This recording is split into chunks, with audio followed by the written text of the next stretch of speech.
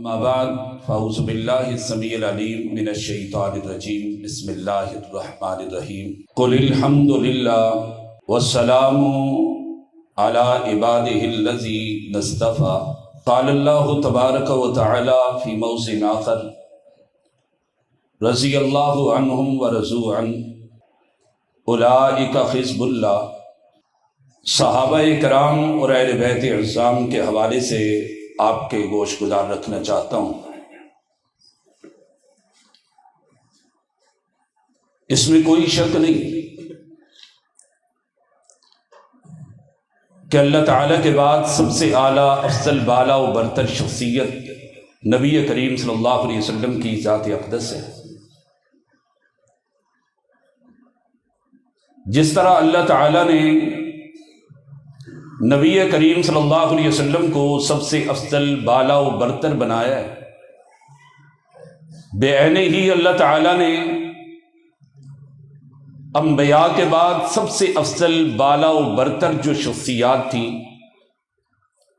جن کے قلوب و اذہان صاف ستھرا و منزہ تھے، ان کو نبی کریم صلی اللہ علیہ وسلم کا ساتھی بنایا۔ امام الانبیاء علیہ الصلوۃ والسلام کا خود فرمان ہے کہ اللہ تعالیٰ کے انبیاء اور بذات خود رسول اللہ صلی اللہ علیہ وسلم اپنے بارے میں بھی فرمایا کہ اللہ تعالیٰ کے چنیدہ ہیں۔ ساری اولاد آدم میں بہترین دل جو اللہ تعالیٰ نے دیکھا ہے تو وہ رسول اللہ صلی اللہ علیہ وسلم کا دل تھا۔ نبی کریم صلی اللہ علیہ وسلم کے بعد انبیاء علیہ الصلوۃ والسلام ہیں، اور انبیاء کے بعد سب سے افضل بالا و برتر شخصیات، بہترین دل اللہ تعالیٰ نے اصحاب پیغمبر کو عطا کیے۔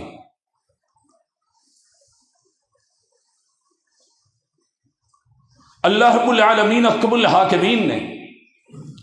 جس طرح انبیاء کی جماعت کو چن کے پھر اللہ تعالیٰ نے ان کے سر پر نبوت کا تاج سجایا، بے عینے ہی نبی کریم صلی اللہ علیہ وسلم کے ساتھی بھی اللہ تعالیٰ کے چنیدہ ہیں۔ یہ وہ شخصیات ہیں جن کے فضائل و مناقب کوئی عام آدمی نہیں بیان کرتا، بلکہ اللہ تعالیٰ بذات خود کلام مجید فرقان حمید میں ان کے تذکرے کرتا ہے۔ صرف قرآن مجید ہی نہیں، قرآن مجید خود تذکرہ کر کے کہتا ہے کہ ذالک مثلہم فی التوراۃ والانجیل۔ اللہ تعالیٰ نے ان کی مثالیں، ان کے تذکرے، ان کے مناقب، ان کے فضائل اللہ رب العالمین احکم الحاکمین نے تورات میں بھی بیان کیے ہیں اور انجیل میں بھی بیان کیے ہیں۔ نبی کریم صلی اللہ علیہ وآلہ آلہ وسلم کے صحابہ کرام، وہ جماعت، قرآن مجید کی سب سے پہلی مخاطب جماعت اصحاب پیغمبر کی جماعت ہے۔ یعنی قرآن مجید سب سے پہلے یا ایھا المؤمنون کہہ کر کے اگر پکارتا ہے تو اس سے مراد اصحاب پیغمبر ہے۔ پہلے مصداق قرآن مجید کے اولئک ھم الصادقون، اولئک ھم الفائزون، اولئک ھم المفلحون، اولئک ھم الراشدون، ان القاب کے اگر کوئی مخاطب ہیں تو اصحاب پیغمبر رضوان اللہ علیہم اجمعین ہیں۔ نبی کریم صلی اللہ علیہ وسلم نے بذات خود بھی اصحاب پیغمبر کے بڑے فضائل بیان کیے تھے۔ کبھی نبی کریم صلی اللہ علیہ وسلم نے فرمایا اکرموا اصحابی فإنہم خیارکم، میرے صحابہ کی عزت کرنا، وہ تم میں سب سے بہترین لوگ اصحاب پیغمبر ہیں۔ کبھی پیغمبر نے فرمایا کہ لا تسبوا اصحابی، میرے صحابہ کو گالی نہ دینا، برا نہ کہنا۔ علماء بیٹھے ہیں، آپ بھی پڑھے لکھے ہیں، عربی میں گالی شتم کو کہا جاتا ہے، لیکن رسول اللہ نے فرمایا کہ لا تسبوا، یعنی کوئی برا جملہ، کوئی برا لفظ، کوئی تیر و کوئی نشانہ بھی اصحاب پیغمبر کی طرف سے برا نہ کرنا۔ لا تسبوا اصحابی، میرے صحابہ کو برا نہ کہنا۔ اگر تم میں سے کوئی آدمی اگر سونے کا ایک مٹھ بھی خرچ کر دے، میرے صحابہ اس کے بارے میں ایک مٹھی اللہ رب العالمین کے صدقے میں کوئی دے دیں، تم پہاڑ لے کر کے آؤ لیکن اصحاب پیغمبر کو نہیں پہنچ سکتے۔ ایک دوسری روایت میں نبی کریم صلی اللہ علیہ وسلم نے فرمایا تھا، لا تمس النار مسلما من رآنی اور رآ من رآنی، اس شخص کو جہنم کی آگ نہیں چھوئے گی جس نے اسلام کی حالت میں مجھے دیکھ لیا، اور رآ من رآنی، یا جس نے میرے دیکھنے والے کو بھی دیکھ لیا۔ عبداللہ ابن مسعود رضی اللہ تعالیٰ عنہ حدیث کے راوی ہیں کہ ایک شخص نے پیغمبر سے پوچھا تھا، سب سے بہترین زمانہ کون سا زمانہ ہے، بہترین لوگ کون سے لوگ ہیں؟ رسول اللہ صلی اللہ علیہ وسلم نے فرمایا، خیر القرون کرنی ثم الذین یلونہم ثم الذین یلونہم، لوگوں سب سے بہترین زمانہ پیغمبر نے فرمایا میرا زمانہ ہے، ثم الذین یلونہم، پھر میرے صحابہ کا زمانہ ہے، ثم الذین یلونہم، پھر تابعین کا زمانہ ہے۔ سب سے بہترین دور، سب سے بہترین لوگ، سب سے بہترین گھڑیاں، سب سے بہترین وقت میرے مدنی علیہ الصلوۃ والسلام کا زمانہ، اصحاب پیغمبر کا زمانہ۔ یہ وہ لوگ تھے کہ جن کے بارے میں ہمارا عقیدہ ہے کہ جو آدمی اصحاب پیغمبر سے محبت کرتا ہے وہ آدمی مومن ہے، جو اصحاب پیغمبر سے محبت نہیں کرتا، جو اصحاب پیغمبر کی دل میں نفرت اور بغض رکھتا ہے وہ آدمی منافق ہے۔ حضرت امام بخاری نے کتاب الایمان کے اندر یہ باب نقل کیا ہے کہ انصار کی محبت ایمان کا حصہ ہے، اور حضرت نبی کریم صلی اللہ علیہ وسلم کی حدیث لائے کہ ان سے محبت وہی آدمی کرے گا جس کے دل میں ایمان ہوگا، جس کے دل میں منافقت ہوگی وہ ان سے بغض رکھے گا۔ امام طحاوی نے شرح عقیدہ طحاویہ کے اندر عقیدے کے باب میں یہ بات نقل کی ہے، توجہ میری طرف کرنا۔ حضرت امام بخاری نے کہا یہ ایمان ہے اصحاب پیغمبر کی محبت۔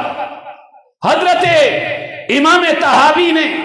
شرح عقیدہ طحاویہ کے اندر اس بات کو نقل کیا ہے کہ اصحاب پیغمبر، ہم اہل سنت والجماعت کا یہ عقیدہ ہے ہمارا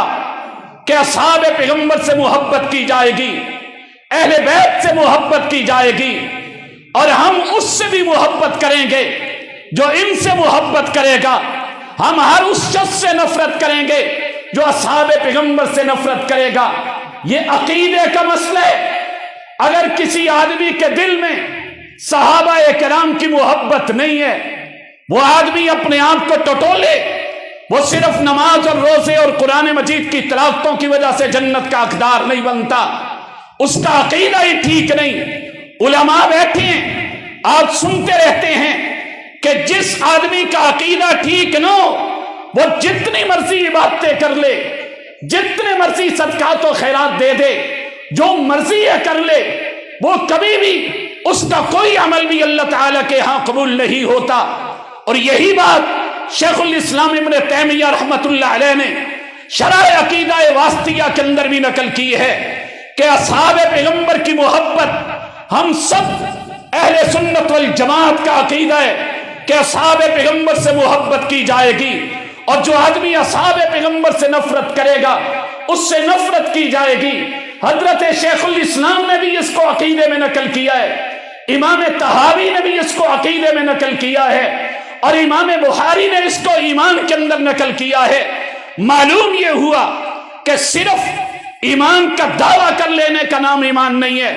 معلوم یہ ہوا صرف توحید کا اقرار ایمان نہیں ہے، صرف پیغمبر کی ختم نبوت اور پیغمبر کی رسالت کا اقرار کر لینے کا نام ایمان نہیں ہے۔ جب تک نبی کریم صلی اللہ علیہ وسلم کے اصحاب پیغمبر سے محبت نہیں کی جائے گی تب تک عقیدہ بھی ٹھیک نہیں، تب تک ایمان بھی مکمل نہیں۔ جب تک جو اصحاب پیغمبر سے نفرت کرتا ہے تم اس سے نفرت کا اظہار نہ کرو، تمہارا عقیدہ ٹھیک نہیں ہوتا۔ اس عقیدے کے بنیادی مسئلے کے لیے اصحاب پیغمبر کے ساتھ اپنے آپ کو تعلق جوڑنا ہوگا۔ امام مالک رحمت اللہ علیہ کا ایک مشہور قول ہے کہ ہم اپنی اولادوں کو، ہم اپنی نسل کو، ہم اپنی اولادوں کو یہ تلقین کرتے ہیں،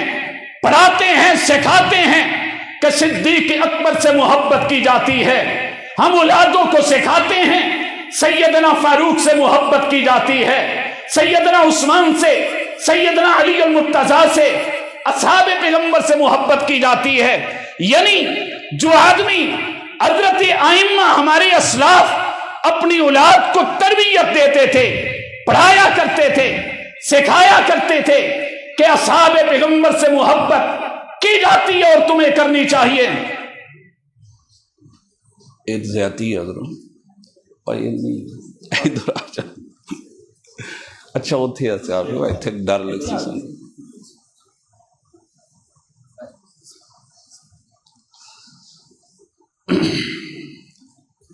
توجہ میری طرف کرنا، میں عرض کر رہا تھا اصحاب پیغمبر کی محبت ایمان ہے، اصحاب پیغمبر کی محبت عقیدے کی درستگی ہے، عقیدہ ہے۔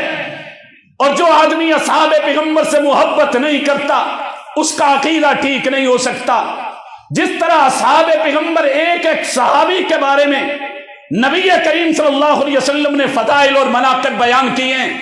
ایک ایک صحابی کے پیغمبر علیہ الصلوۃ والسلام نے تذکرے کیے ہیں۔ میں تفصیلات میں جانا نہیں چاہتا، بے عین ہی اہل بیت اعظام، ہم اہل حدیث، ہمارا یہ عقیدہ،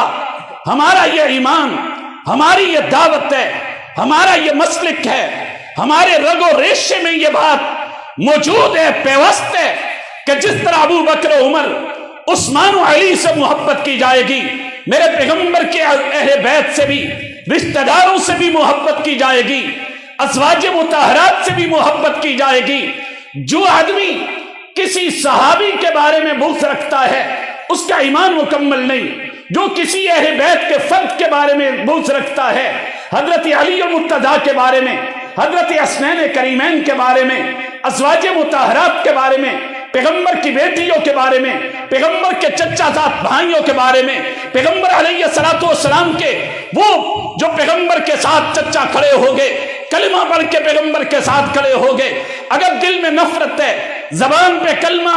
تشویش کا، شک کا نکالتا ہے، اس آدمی کا بھی ایمان مکمل نہیں ہوتا، اس آدمی کا بھی عقیدہ درست نہیں ہوتا۔ نبی کریم صلی اللہ علیہ وسلم نے غدیر خم کے موقع پر، جو صحیح المسلم میں ہے، باقی حدیث کی کتب میں یہ بھی روایت موجود ہے، رسول اللہ صلی اللہ علیہ وسلم نے فرمایا تھا ترکت فیکم ثقلین، میں دو بھاری چیزیں تم میں چھوڑ کے جا رہا ہوں، تم نے ان کو مضبوطی سے تھامے رکھا، گمراہ نہیں ہوگے۔ ایک کتاب اللہ، اللہ کی کتاب ہے، اس میں نور ہے،